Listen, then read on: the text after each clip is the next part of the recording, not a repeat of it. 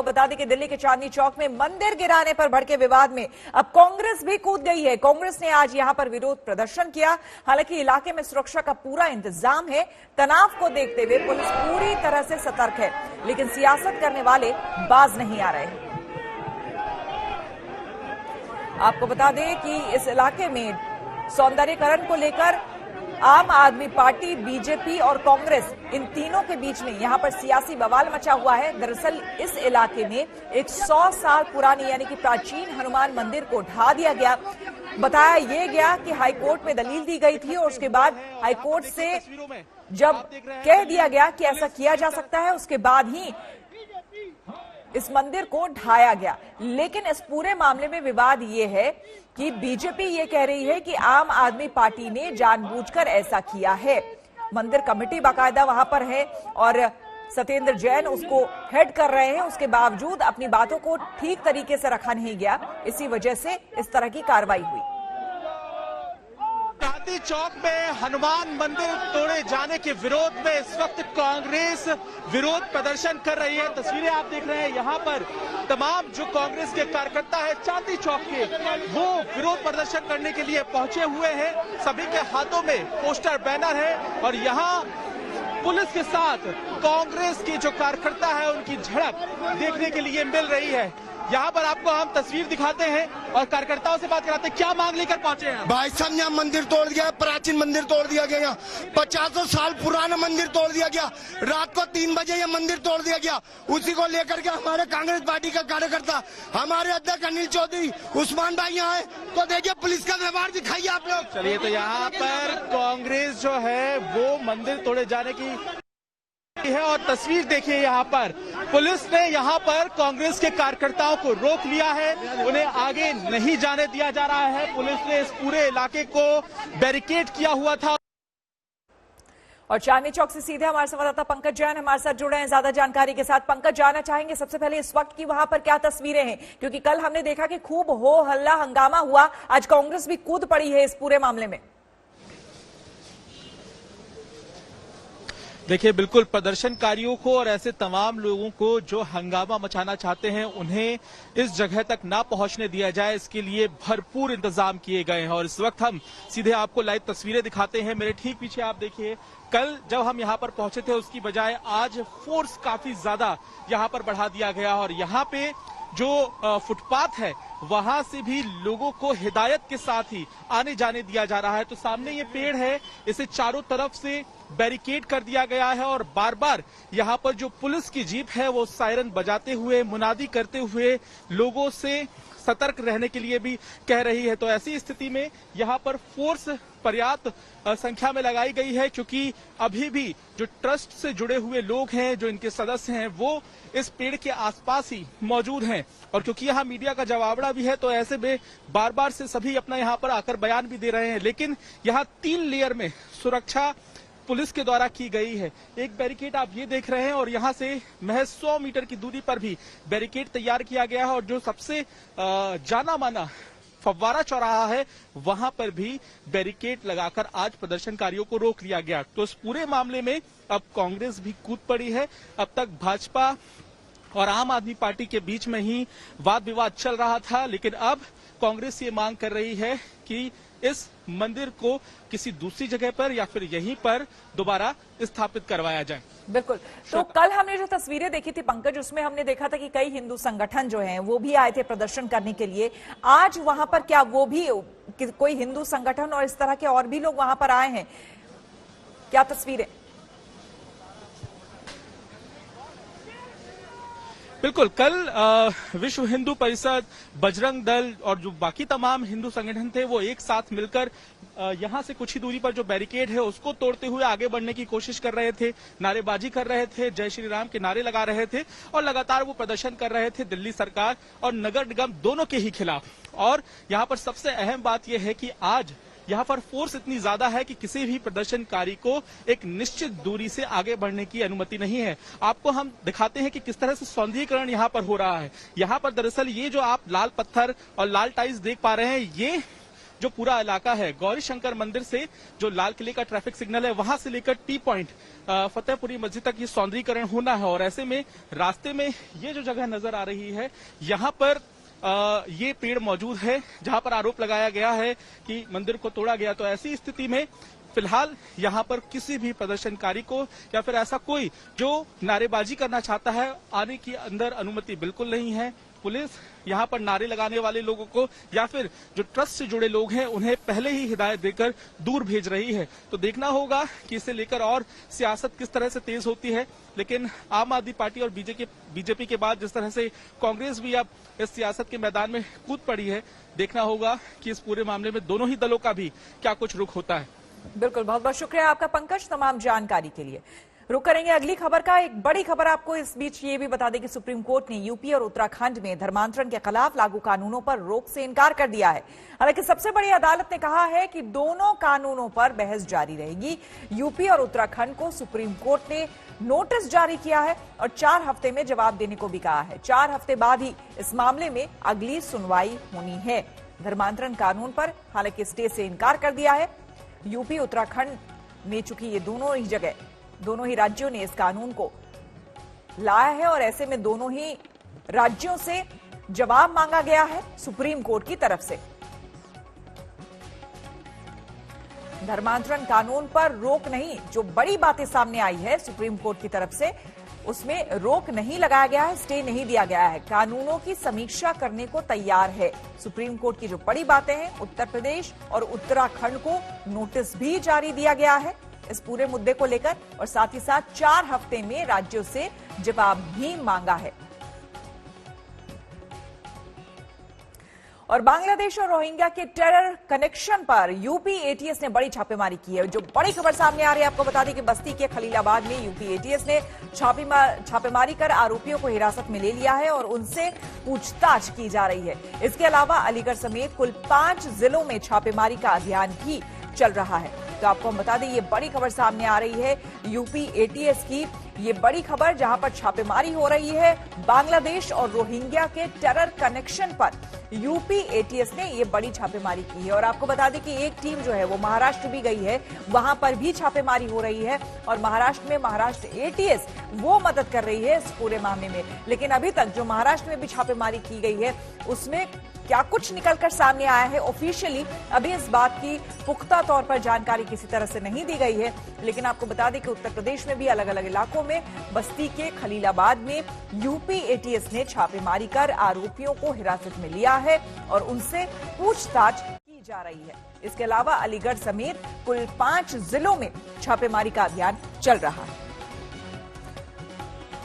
तो बड़ी छापेमारी है गोरखपुर, बस्ती, संत कबीर नगर। 4 लोगों को इस पूरे मामले में यूपी एटीएस ने हिरासत में भी लिया है, पूछताछ भी कर रही है इस पूरे मामले को लेकर।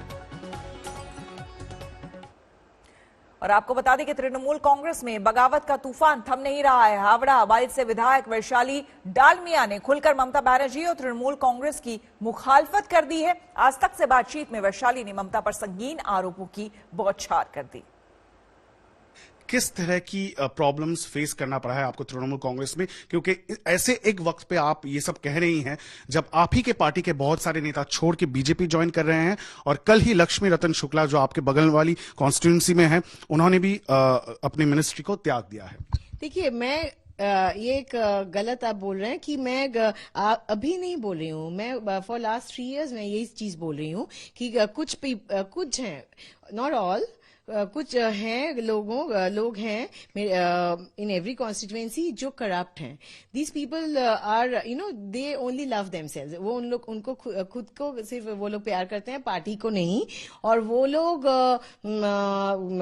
सिर्फ अपने बारे में सोचते हैं। देखिए, एक चीज मैं बोलना चाहती हूँ, मैं क्यों इस बारे में मैंने बोला कि ये नहीं कि अभी ये सब झमेला चल रहा है, बहुत जन छोड़ के चले गए, इसीलिए आई एम टेकिंग, मैं इनके ये ले रही हूँ, सुविधा ले रही हूँ इस टाइम में बोल के मैं I want to highlight myself, not at all.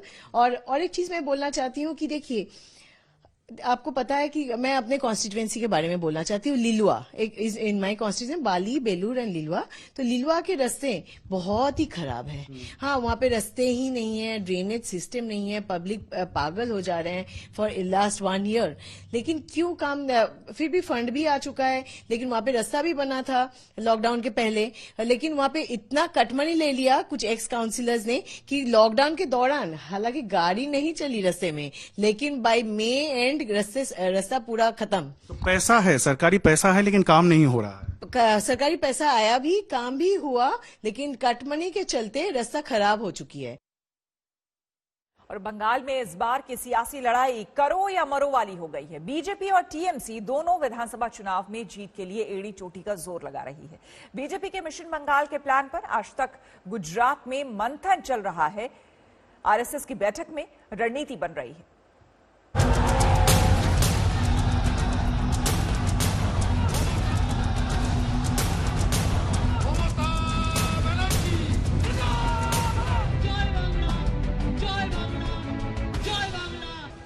ममता के बंगाल की रंगत अब बदलने लगी है। बीजेपी की नजर आगामी विधानसभा चुनावों पर है। ममता की रणनीति को मात देने की तैयारी है। बंगाल की लड़ाई बेहद अहम है। ममता कोलकाता से अपनी रणनीति तैयार कर रही है, तो बीजेपी पूरी घेराबंदी में जुट गई है।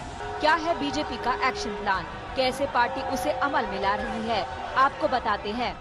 कोलकाता और बंगाल के दूसरे इलाकों में बीजेपी की चुनावी टीम मैदान में कूद पड़ी है, तो दिल्ली से भी बीजेपी बंगाल के सियासी बिसात पर अपनी चाल चलने लगी है। वहीं गुजरात के गांधीनगर में आरएसएस के चिंतन शिविर में भी बंगाल प्लान पर मंथन होने लगा है। 2016 के विधानसभा चुनावों में महज 3 सीटें जीतने वाली बीजेपी इस बार कोई ढिलाई नहीं बरतना चाहती। अपनी लड़ाई को और धार देने के लिए पार्टी ने संगठन का सहारा लेना शुरू कर दिया है। गांधीनगर में चल रहे आरएसएस के मंथन शिविर में कल भी बंगाल फतह की रणनीति पर दिग्गजों ने राय रखी। सूत्रों के मुताबिक बैठक में राय बनी कि बीजेपी को बंगाल में मजबूत करने के लिए गुजरात मॉडल अपनाया जाए। बंगाल को जोन में बांटकर पार्टी प्रभारियों को जिम्मेदारी सौंपी जाए, जो स्थानीय नेतृत्व का मार्गदर्शन करें। बंगाल के गांव-गांव तक बीजेपी की पहुंच बनाई जाए। बीजेपी कार्यकर्ताओं को बूथ स्तर के माइक्रो मैनेजमेंट के गुर सिखाने के भी प्लान हैं। 294 विधानसभा सीटों वाले बंगाल को बीजेपी ने 5 क्षेत्रों में विभाजित कर रणनीति बनाई है। उसे अमल में लाने में आरएसएस की भूमिका बेहद अहम है। आरएसएस की योजना ये भी है कि राम मंदिर निर्माण के लिए बंगाल में अभियान चलाया जाए। इससे एक तीर से 2 निशान साधे जाएंगे। एक और जहां राम मंदिर निर्माण का मुद्दा उठेगा, तो वही दूसरी ओर बंगाल में हिंदुओं को एकजुट करने की कोशिश भी होगी। बीजेपी अपने तरकश के तमाम तीर आजमा रही है। अब संघ भी मैदान में उतर चुका है। वैसे बीजेपी के दिग्गज तो मिशन बंगाल पर पहले से ही एक्शन में है। बंगाल ने हिंसा का लंबा दौर देखा है। बीजेपी प्रभारी कैलाश विजयवर्गीय के रोड शो पर अभी 2 दिन पहले ही जूते चप्पल फेंके गए। 10 दिसंबर को विजयवर्गीय नड्डा के काफिले पर पथराव भी हुए। ऐसे तमाम मसलों को लेकर ममता दीदी की सरकार बीजेपी के निशाने पर रही है। देखिए, भारतीय जनता पार्टी का जैसे जैसे प्रभाव बढ़ रहा है और ममता जी की जैसे जैसे जमीन खिसक रही है, वैसे बौखलाहट में उनके निर्देश पर वहाँ के कार्यकर्ता चारों तरफ हमले कर रहे हैं। पिछले 1 सप्ताह के अंदर हमारे 2 कार्यकर्ताओं की हत्या भी कर दी और कम से कम 15-16 स्थानों पर उन्होंने हमले किए हैं। तो बंगाल अभी जिस स्थिति में है, हम कह सकते हैं कि अराजकता है, वहाँ डेमोक्रेसी नहीं है और तानाशाही है। इस बीजेपी के लिए कितना आसान या कितना मुश्किल है, इसका आकलन करने में सियासी पंडित जुटे हुए हैं। लेकिन एक बात तो तय है कि अपनी आक्रामक रणनीति से बीजेपी ममता की बाजी पलटने में कोई कोर कसर नहीं छोड़ रही है। राजगढ़ से पंकज शर्मा के साथ मनोज्ञा लोईवाल, कोलकाता, आज तक। और बदायूं में आंगनवाड़ी सहायिका से गैंगरेप और हत्या मामले में पुलिस ने बड़ा एक्शन लिया है। लापरवाही बरतने पर एसएचओ राघवेंद्र सिंह निलंबित हो गए हैं। वहीं मामले में पुलिस ने एक और आरोपी को गिरफ्तार कर लिया है। अब तक कुल 2 आरोपी गिरफ्तार किए जा चुके हैं, जबकि पुलिस को अभी भी एक नामजद आरोपी की तलाश है। दरअसल बीते रविवार को बदायूं में 50 वर्षीय महिला अपने गांव के मंदिर में पूजा करने के लिए गई थी, जिसके बाद महिला का शव मिला था संदिग्ध परिस्थितियों में। पुलिस ने जब इस मामले की जांच की और पोस्टमार्टम रिपोर्ट सामने आई तो गैंगरेप की पुष्टि हुई है। पुलिस ने इस मामले में गैंगरेप हत्या का मामला दर्ज कर लिया है और 3 लोगों को नामजद किया है। घटना पर महिला आयोग ने संज्ञान भी लिया है। तो आपको बता दें कि 50 साल की महिला, पहले जो खबर आ रही थी, बताया जा रहा था कि जब ये मंदिर गई हुई थी वहीं पर इनकी हत्या कर दी गई। तो ये घटना जो खत्म हुई है, जो कहाँ खत्म हुई? ये तो हमें ना पता, वो अपना आप लेकर आए गाड़ी। जैसे मंदिर पे जो कुआं है, हाँ। उस कुआं में जो गिरी हुई बताई बाबा ने, तो बाबा सही ही जिस टाइम पहुंचा के गए रात के 11 बजे या मृतक ही? नहीं, ऐसे ही मृतक, मतलब मरी हुई थी। हाँ। हम आवाज मारी, कबाड़ खोल गए, हमने कबाड़ खोले तो जल्दी से यहाँ डाल के ना यहाँ पे तो चले गए, रुके भी ना हमने। बाबा ना रुके? ना रुके। उसके बाद में उनके साथ में कौन कौन था? एक तो वे एक और थे बेदराम नाम के कोई, और एक बाबा थे और एक ड्राइवर था गाड़ी वाला। अच्छा, पुलिस को सूचना दी आप लोगों ने? देने गए अभी। कौन गया पुलिस को सूचना देने के लिए? हाँ, मेरे मामा जी गए। तुम्हारी माँ किसने मारी? उन्होंने मारी, ये डाल के गए, उन्होंने ही मारी है। मतलब बाबा ने? हाँ। लड़की की उम्र कितनी है? और वही 40-45 साल। तो शादीशुदा आई है? तो जी कब आई थी यहाँ? शाम में आई है। कल शाम या आज शाम? आज शाम खत्म हुई था। कल शाम। तो फिर इसके बाद उन्होंने घर वालों को सूचना ना दी? घर वालों का फोन नंबर ना हो, फिर गई बात बस सूचना। फिर जब मर कैसे गई? हाँ, कुएं में कैसे गिरी? कुआं में आई है तब मैं लेकर ही है, गिरी। अपना भी गिर गई? और हमारे मालूम ना पड़ी, तुम्हें जानकारी ना? जब क्या नहीं तो बज के गए अंदर के क्या नहीं? हाँ। तो पता चल गई तुम्हें? हाँ। फिर सेक्शन 376D और 302 IPC के अंतर्गत मुकदमा कायम किया गया था। इस मुकदमे में एक अभियुक्त की गिरफ्तारी कर ली गई है और इसी प्रकरण में प्रारंभिक जांच में लापरवाही बरतने के दोषी पाए जाने के कारण तत्कालीन जो थाना प्रभारी हैं उन्हें निलंबित किया जा रहा है। घटना की रिपोर्ट जो है थोड़ी दर्ज करवाने में परिवारजनों की ओर से भी थोड़ा डिले हुआ और थाने की ओर से भी थोड़ी सी इसमें डिले हुआ। इसको दृष्टिगत रखते हुए जिम्मेदारी फिक्स करते हुए एसओ को तत्काल प्रभाव से निलंबित कर दिया गया है और उन्हें लाइन हाजिर कर दिया गया है। जहाँ तक परिवार वालों की सुरक्षा की बात है, SDM, CO, एडिशनल SP और ADM भी मौके पर हैं, उनके परिवार वालों से बात कर रहे हैं, उनको बता रहे हैं कि सरकार की पूरी संवेदनाएं उनके साथ है और हम उनके साथ हैं। किसी भी प्रकार का कोई अगर सिक्योरिटी थ्रेट होता है तो वहाँ पे हम एक कांस्टेबल वगैरह भी नियुक्त कर देंगे। और रुक करेंगे अगली खबर की। आपको बता दें कि जूतों पर जाति लिखे जाने को लेकर मामला उत्तर प्रदेश के बुलंदशहर में एक सामने आया है। यहां पर जूता विक्रेता ऐसे जूते बिक्री कर रहा था जिनके सोल के नीचे जाति का नाम लिखा हुआ था। जब इसी जाति के व्यक्ति ने इस प्रकार के जूते बिक्री करते हुए देखा तो उसने विरोध किया। फिलहाल जूता विक्रेता के साथ अज्ञात जूता निर्माता के खिलाफ भी रिपोर्ट दर्ज कर दी गई है। तो आप तस्वीरों में भी जैसे देख सकते हैं कि जाति लिखने पर, और वो भी जूते के सोल पर, पहली बार इस तरह की खबर सामने आई है कि जूते के सोल पर जाति लिखी गई है, जिसको लेकर यह पूरा मामला सामने आया है। विशाल चौहान नाम के एक व्यक्ति ने यह सूचना दी थी कि नासिर नाम के एक व्यक्ति ने अपनी दुकान में जूते बेच रहा है और जूते के तले पे जाति सूचक शब्द जैसे ठाकुर लिखा हुआ है। इस सूचना के आधार पर थाना गुलावटी पर एक अभियोग पंजीकृत किया गया है, जिसकी विवेचना की जा रही है। विवेचना में जो भी साक्ष्य प्रकाश में आएंगे, जो भी तथ्य प्रकाश में आएंगे, उसके आधार पर कार्यवाही की जाएगी। कार्यकर्ताओं द्वारा सूचना प्राप्त हुई नगर गुलावटी में एक मुस्लिम युवक द्वारा जाति सूचक शब्द के जूते बेचे जा रहे हैं। यथावत स्थान पर अपने साथियों के साथ पहुंचकर उपयुक्त व्यक्ति एवं उचित सामग्रियों को सभी को गिरफ्तार कराया गया एवं उपयुक्त व्यक्ति अज्ञात निर्माणाधीन कंपनी के खिलाफ मुकदमा दर्ज कराया गया। और गायों के बारे में आप कितना जानते हैं, इसकी अब परीक्षा होगी। जी हां, राष्ट्रीय कामधेनु आयोग गायों के बारे में दिलचस्पी पैदा करने के लिए 25 फरवरी को राष्ट्रीय स्तर पर ऑनलाइन गौ विज्ञान परीक्षा का आयोजन करेगा। अपनी इच्छा के लोग बगैर किसी फीस के परीक्षा यहां पर दे सकेंगे। अपनी इच्छा से ही परीक्षा में वस्तुनिष्ठ सवाल पूछे जाएंगे और आयोग की वेबसाइट पर पाठ्यक्रम के बारे में ब्यौरा उपलब्ध कराया जाएगा। तो किसे कितनी दिलचस्पी है इसे लेकर?